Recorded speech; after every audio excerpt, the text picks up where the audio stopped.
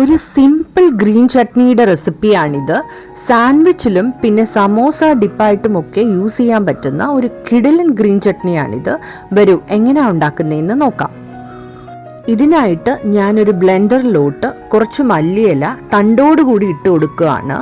കുറച്ച് പുതിനയില, 5-6 വെളുത്തുള്ളി അല്ലി, ഒരു ചെറിയ കഷ്ണം ഇഞ്ചി, ഒരു പച്ചമുളക്, കുറച്ച് ജീരകം, 2 ടീസ്പൂൺ പൊരിക്കടല. പൊരിക്കടലയ്ക്ക് പകരം നമുക്ക് കപ്പലണ്ടിയും യൂസ് ചെയ്യാം. കുറച്ച് ലൈം ജ്യൂസും ആവശ്യത്തിന് ഉപ്പും വെള്ളവും കൂടി ചേർത്ത് നന്നായിട്ട് നമുക്കിതൊന്ന് അരച്ചെടുക്കാം. ഇതിൽ വേണമെങ്കിൽ നമുക്ക് കുറച്ച് പഞ്ചസാരയും ചാറ്റ് മസാലയും കൂടി ചേർത്ത് കൊടുക്കാം. ഞാനിവിടെ ചേർത്ത് കൊടുത്തിട്ടില്ല.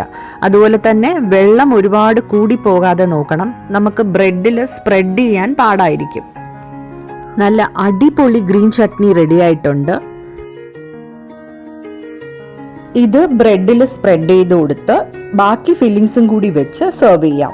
ഗ്രീൻ ചട്നി ആഡ് ചെയ്തുകൊണ്ട് തന്നെ നല്ല ടേസ്റ്റ് ആയിരിക്കും ഈ സാൻഡ്വിച്ചിന്. നെക്സ്റ്റ് വീഡിയോയിൽ ഞാനൊരു ഗ്രീൻ ചട്നി സ്പ്രെഡ് വെജിറ്റബിൾ സാൻഡ്വിച്ചുമായിട്ടാണ് വരുന്നത്. എല്ലാവരും കണ്ട് ഇഷ്ടമാവുകയാണെങ്കിൽ ലൈക്ക്, ഷെയർ ആൻഡ് സബ്സ്ക്രൈബ് ചെയ്ത് സപ്പോർട്ട് ചെയ്യണേ. Thanks for watching. ബൈ.